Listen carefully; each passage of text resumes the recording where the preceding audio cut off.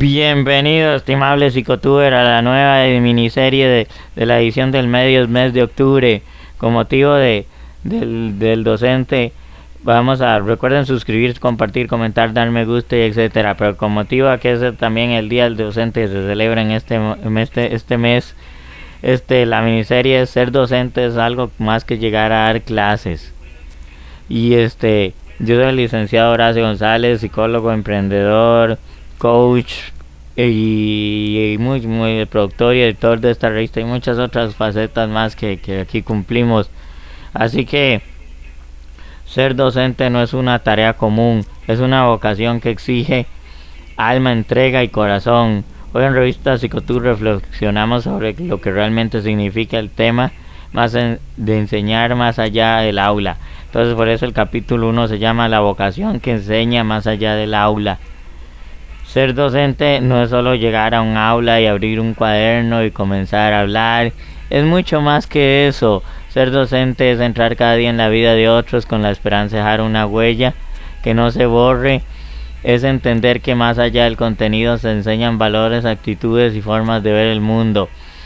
Para llegar a enseñar necesitas conocer al alumno como es en realidad, tanto como en el macrosocial como en la parte micro, en lo que es el individuo. Claro que es difícil conocer 20, 30, 40 alumnos en un curso lectivo que dura 6, 8, 9 meses.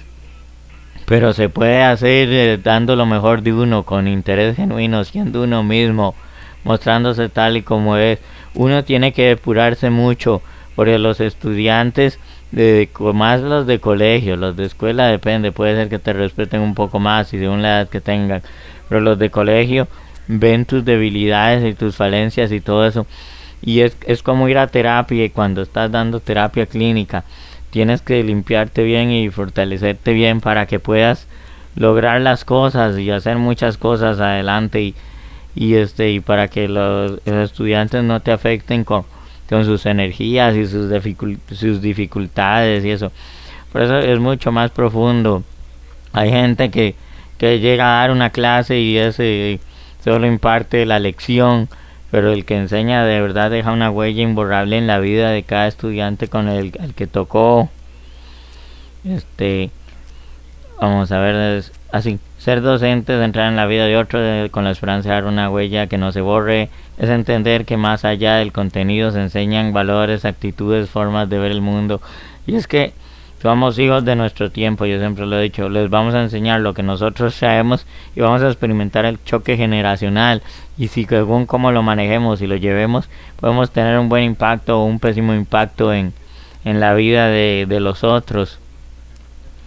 El verdadero maestro no enseña solo lo que sabe, sino lo que es. Transmite su pasión, su ejemplo, su humanidad.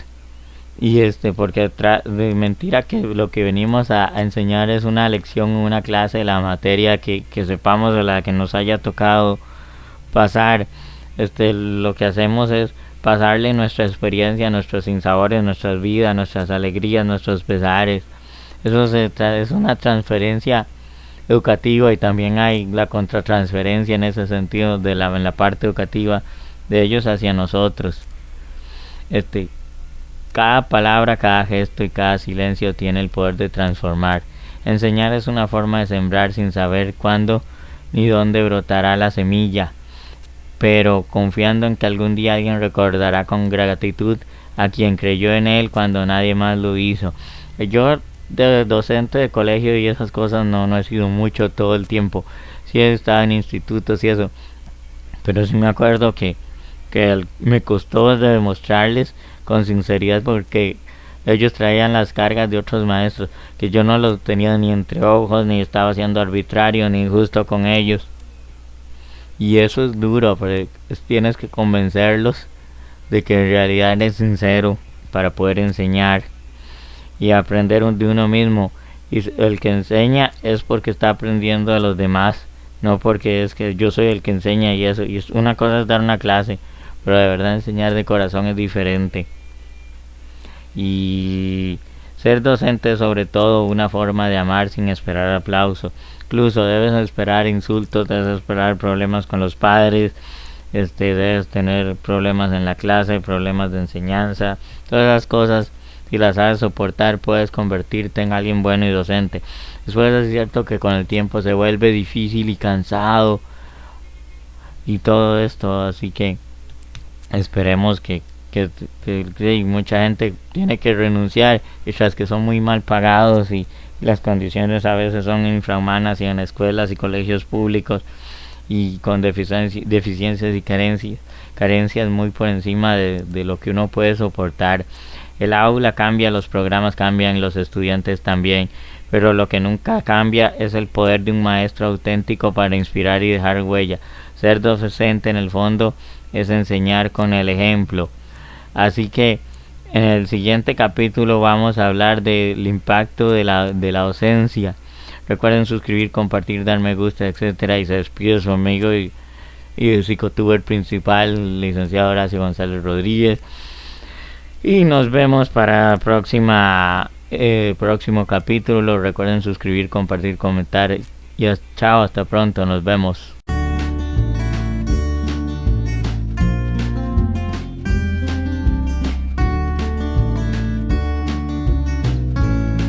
Bienvenido, estimable psicotuber, a la parte 2 de 3 de la miniserie Ser docente es algo más que dar clases. Soy el licenciado Horacio González, psicólogo, emprendedor, coach, escritor, productor y director de esta revista y demás. Y en el primer capítulo hablamos sobre lo que es la vocación, de no era solo llegar al aula, del ejemplo, de lo que se enseña, de dejar la huella que cambia en los estudiantes. Ahí pueden buscar el video y ver la primera parte. En el capítulo 2 vamos a hablar de el impacto invisible del docente. Hay huellas, y recuerden suscribir, compartir, comentar, dar me gusta, etcétera. Hay huellas que no se ven, pero se sienten toda la vida. En este segundo capítulo exploraremos ese impacto invisible que solo un verdadero docente puede dejar en la mente y en el corazón de los estudiantes. Muchas veces el trabajo del docente pasa desapercibido, no se mide con cifras ni con aplausos, porque su impacto ocurre en lo invisible, en las ideas que despierta, en las heridas que sana, en las mentes que se abren y en los corazones que vuelven a creer.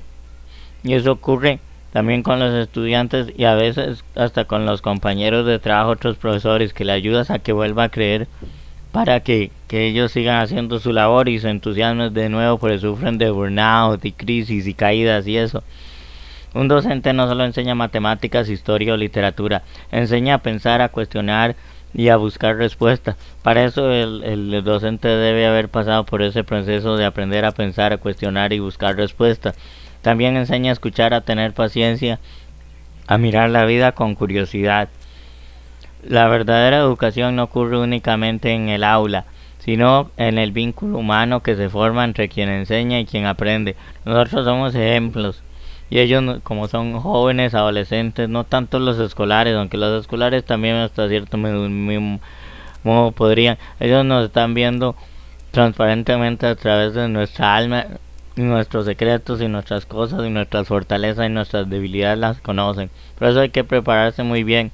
Es igual, también eso aplica para la clínica y también para otros campos donde se necesita estar tan bien preparado y tan limpio, que están llegando a hacer el trabajo sucio y contaminado por algo.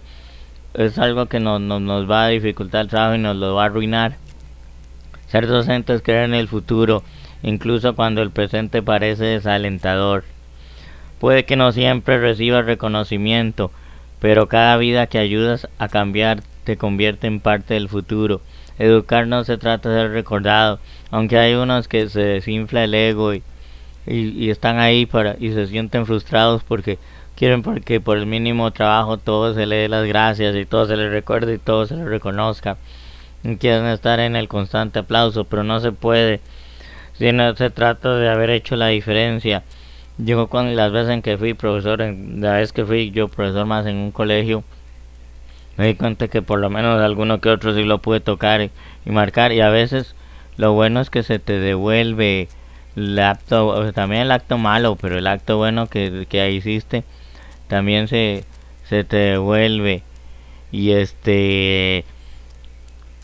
Vamos a entonces a concluir aquí. Recuerden suscribir, compartir, comentar, dar me gusta. Y en el capítulo 3 vamos a hablar de educar con propósito y corazón. Así que chao, hasta pronto, nos vemos.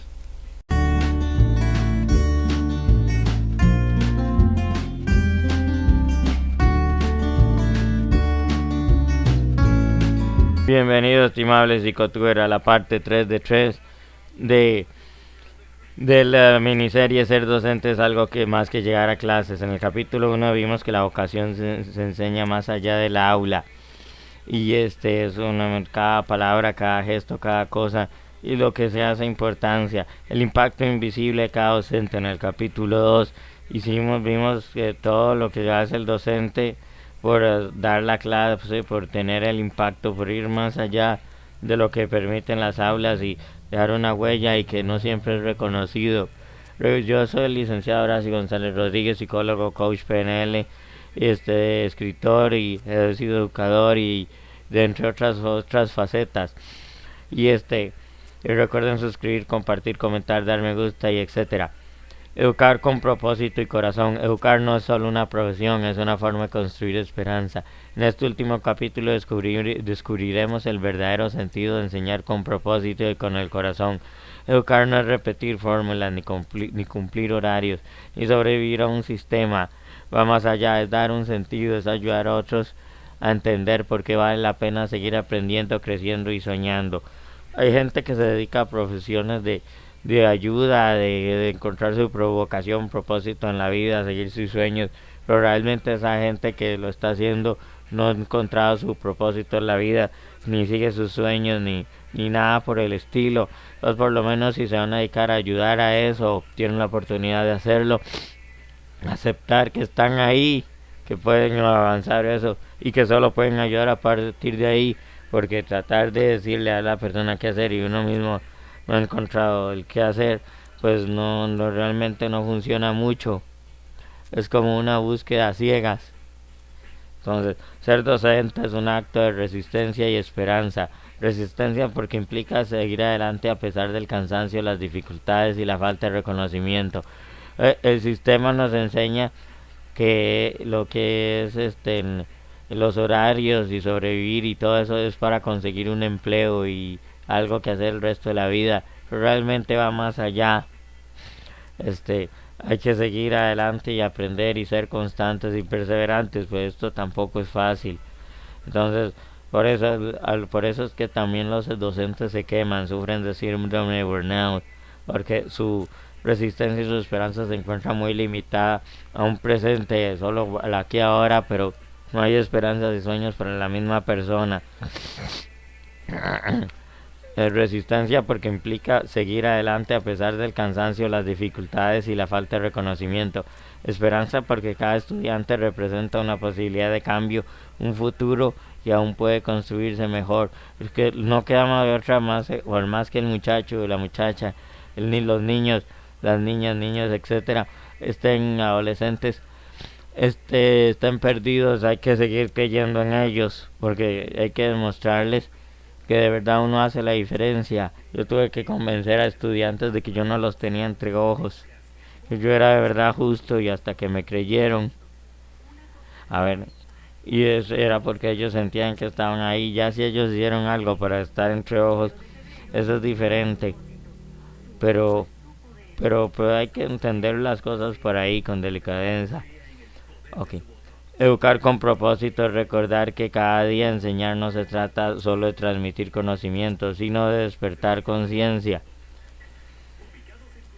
Entonces, la conciencia es algo que de verdad no solo es del darse cuenta, sino que también es una conciencia individual, una conciencia moral de yo soy quién soy, para qué existo, por qué existo, cuál es mi propósito en la vida, cuál es mi misión. Eso es despertar con lo que la conciencia de verdad a profundidad. Es mirar a los ojos a un grupo de alumnos y decir sin palabras, ustedes pueden y yo estoy aquí para ayudarles a descubrirlo. Ser docente, ser guía, inspiración y un puente hacia lo mejor del ser humano. Por eso significa educar. Educar significa sacar lo mejor de cada uno. Y eso desde que se hacía en las épocas de los monjes y esos pero fue la religión cristiana católica la que hizo que se pudieran mover las cosas hacia adelante y se hicieron las cosas hacia adelante y se crearon iglesias y muchas cosas que después se estatizaron en eso sí.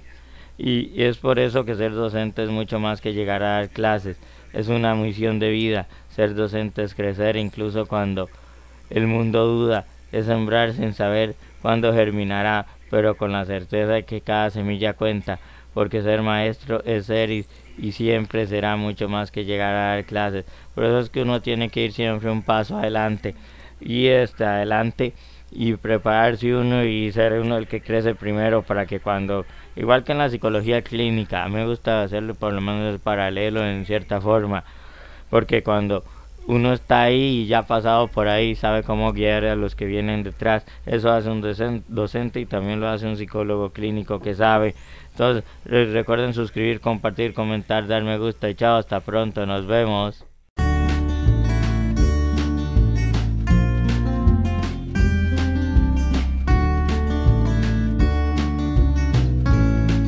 Psicobiografías. John B. Carroll.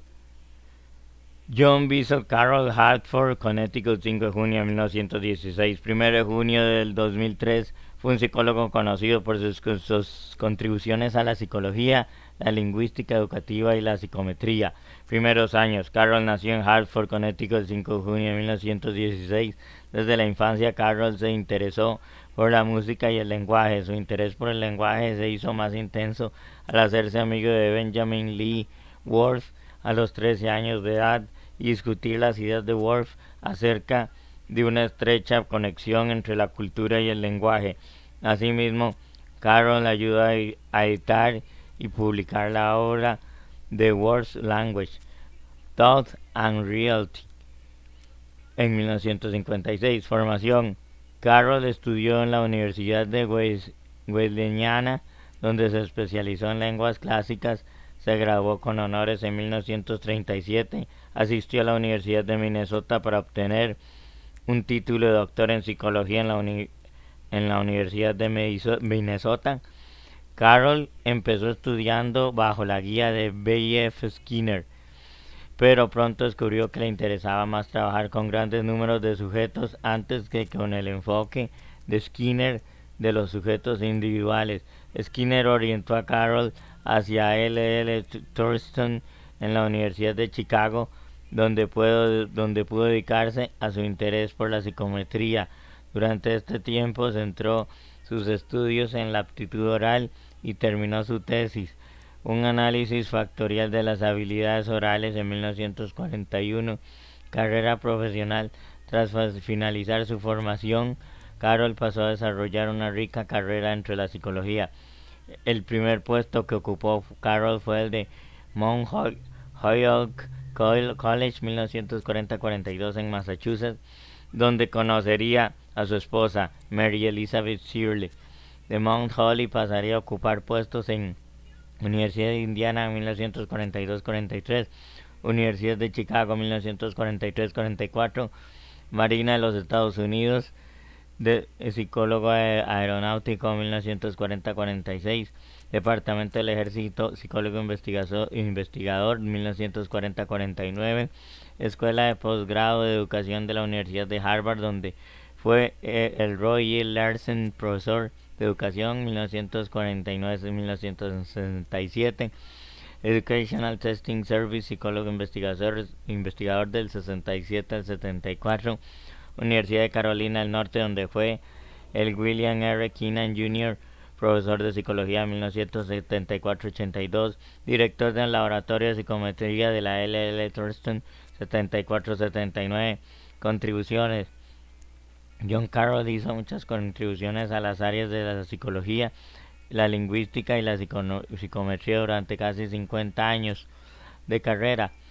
Uno de los primeros proyectos de Carroll en los años 50 implicaba el desarrollo de una prueba de aptitud lingüística para lenguas extranjeras, Modern Language Aptitude Test, 1953-58, o MLIT. El proyecto surgió de la necesidad del ejército estadounidense de encontrar un medio para seleccionar personas que pudieran aprender fácilmente lenguas extranjeras, de modo que el gobierno invirtiera tiempo y dinero en aquellos que más aprovecharían la formación lingüística. Inicialmente el gobierno dio fondos a un profesor de una universidad más cercana a la Escuela de Idiomas de la Defensa en Monterrey, California. Por su investigación no logró ofrecer una herramienta útil de evaluación. Carol recibió una beca para investigar la aptitud para el aprendizaje de lenguas extranjeras a través de la Fundación Carnegie.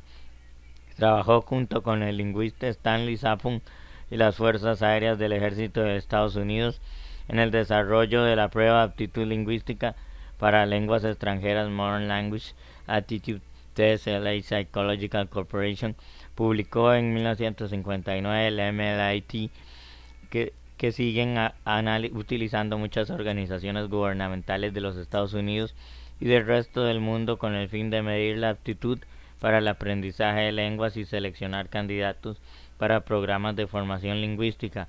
Otra contribución de John Carroll fue su artículo Fundamental Consideration in Testing for English Language Proficiency for Foreign Students, consideraciones fundamentales para la evaluación del dominio de la lengua inglesa por estudiantes extranjeros, publicado en 1961.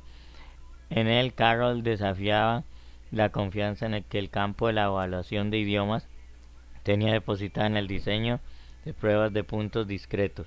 La evaluación a base de puntos discretos es un enfoque analítico en el cual cada pregunta de la prueba está concebida para medir un punto contenido diferente de los demás. Carroll apoyó el uso del diseño de evaluación integrador, en el cual cada pregunta requiere que el sujeto que responde utilice más de una habilidad, no más de un conocimiento a la vez, el cual puede ser una representación más natural del conocimiento del idioma por parte del sujeto que realiza la prueba. El artículo de Carroll influyó en el diseño de la prueba inglés como lengua extranjera. Esta prueba combinó tanto métodos de puntos discretos como métodos integradores para la evaluación. Un año después, de 1962, Carroll presentó su modelo de aprendizaje escolar, Model of School Learning. En el modelo, Carroll definió un marco hipotético utilizado para predecir el logro en las escuelas. El marco estaba compuesto por dos tipos de variables: diferencias individuales y variables instruccionales. Las diferencias individuales estaban relacionadas con la emergencia general, las aptitudes y la motivación, mientras que las variables instruccionales estaban relacionadas con la calidad y la duración de la instrucción. Su modelo es un influyente en el pensamiento sobre el logro y la evaluación. Fue reconsiderado en el artículo de Carroll Model a 25 Years of Retrospective and Prospective View, publicado por el Educational Researcher en 1989. Pero la culminación del trabajo de la vida de Carroll en el campo de la psicología es su obra de 800 páginas, Human Cognitive Abilities, A Survey of Factor Analytics Studies, las capacidades cognitivas humanas, una encuesta sobre estudios analíticos factoriales, publicada en 1993. En ella, Carroll propone su teoría psicológica acerca de los tres niveles diferentes de la cognición: la teoría de los tres estratos, The Three Stratum Theory. Según David Lubinsky, su investigador en psicología de la Universidad de Vanderbilt, Carroll era célebre no solo por sus contribuciones a la academia, sino también por sus dotes intelectuales profundas, su curiosidad, su optimismo, su ingenio y su constante integridad y sinceridad. La teoría de los tres estratos de la inteligencia, John B. Carroll, propone una estructura factorial de las actitudes cognitivas humanas. Está compuesta por una capacidad intelectual general, el factor G, un conjunto de 8 habilidades amplias como la velocidad del procesamiento mental, la memoria, y un tercer estrato que incluiría actitudes intelectuales más específicas y dependientes de una de las anteriores. En este artículo analizaremos el modelo Carroll, que hoy en día suele ser utilizado y aplicado de forma conjunta con la teoría de la inteligencia fluida, cristalizada y propuesta por Cattell y Horn. Nos detendremos a formar de forma particular en el análisis de cada uno de los estratos de la inteligencia que fueron descritos por este autor. La teoría de la inteligencia de John Carroll. El psicólogo estadounidense John Bissell Carroll en 1916-2003 es conocido principalmente por sus aportaciones en el campo de la psicometría en torno a la medición de fenómenos como la inteligencia, las aptitudes lingüísticas o el rendimiento académico. Por otra parte, también son muy relevantes sus planteamientos teóricos sobre la cognición y el lenguaje. En particular destaca la teoría de los tres estratos, un modelo basado en los resultados de cientos de análisis factoriales sobre muestras de datos numéricos que pueden servir como variables predictoras de la inteligencia, como los test de cociente intelectual o las calificaciones obtenidas en pruebas de evaluación académica. Carroll presentó los resultados de sus estudios junto con su teoría de la inteligencia en la obra titulada Capacidades cognitivas humanas, una investigación de los estudios analíticos factoriales, que se publicó en 1993. En este libro enfatizó la distinción entre las actitudes relacionadas con las diferencias individuales y las derivadas de la calidad de la educación. En la actualidad, la teoría de los tres estratos de Carroll es considerada completamente complementaria al modelo Raymond B. Cattell y John L. Horn, centrado en la división entre la inteligencia fluida y la cristalizada, que el propio Carroll había defendido antes de crear el suyo. La asimilación de ambas perspectivas es una sola que se puede atribuir a Kevin McGrew. Los tres estratos de la actitud cognitiva. La propuesta teórica de Carroll puede englobarse en la teoría de los modelos jerárquicos sobre la inteligencia, puesto que describe tres estratos que van desde las muestras más específicas de la actitud cognitiva. Su aspecto general se concreta en el constructo del factor G.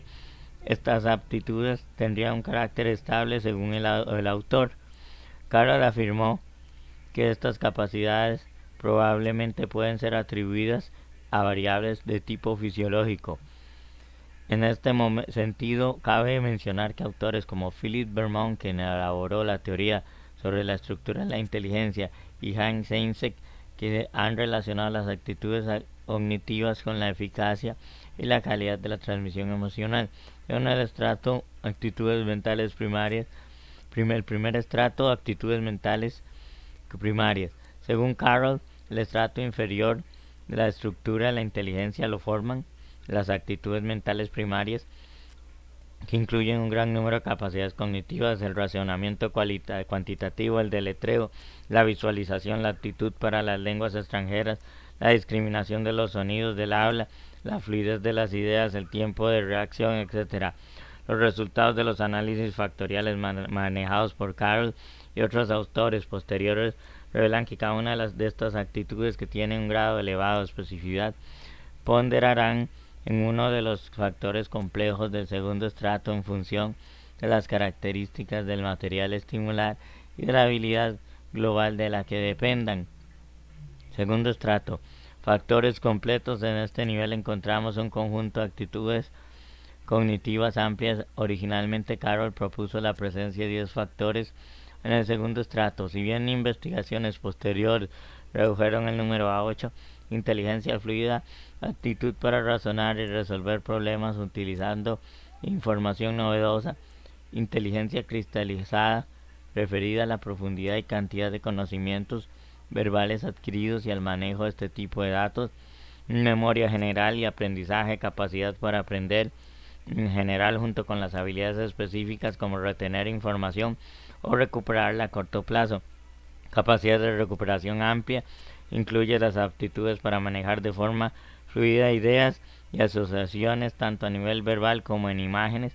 Procesamiento visual, capacidad que permite percibir, analizar, recordar y operar con estimulación visual. Procesamiento auditivo, aptitud para discriminar, procesar sonidos, incluyendo los que se asocian al habla y a los de la música. Velocidad cognitiva ampliada se refiere a la velocidad para manejar los estímulos durante las pruebas. P, los números, para completarlas, por ejemplo, los números. velocidad de procesamiento, capacidad para ejecutar procesos cognitivos automáticos, particularmente manteniendo la atención selectiva. Cada uno de estos factores engloba diversos factores de orden interior correspondientes al primer estrato. Así, por ejemplo, la inteligencia cristalizada incluye la comprensión lectora, el deletreo y la actitud para idiomas extranjeros, mientras que la capacidad de recuperación amplia se deriva de pruebas de creatividad y de fluidez con distintos tipos de material. Tercer estrato, inteligencia general o factor G. El tercer estrato de la estructura definida por Carroll está constituido por el factor de inteligencia en general y un constructo conocido como factor G, que es utilizado por un gran número de psicólogos. Esta actitud de orden superior influiría en todas las actitudes de segundo estrato, por tanto, también en las de tercer estrato de forma indirecta. Publicaciones seleccionadas. Lo que sigue es tan solo una pequeña selección de los más de 400 libros y artículos escritos por John Carroll. Carroll J.B. 1956, Language, Thought and Reality. Select Rewriting of Benjamin Lee Ward, MIT Press, Boston. Carroll J.B. 1993, Human Cognitive Abilities. Cambridge University Press, Cambridge. Carroll G.B. Davis, P.A. and Richman, M.B. 1971, The American Heritage, Word Frequency Book, Houghton Mifflin, New York. Carl G.B. Sapon, SM 1959, More Language Aptitude Test, Psychological Corporation, San Antonio, Texas. Carol G.B. 1961, Fundamental Consideration and in Testing for English Language Processing of Foreign Students in Testing Center for Applied Linguistics, Washington, D.C., reprinting in Allen, HB, and Canfield, Ernest. 1972, Teaching English as a Second Language, a Book of Reading, McGraw-Hill, New York.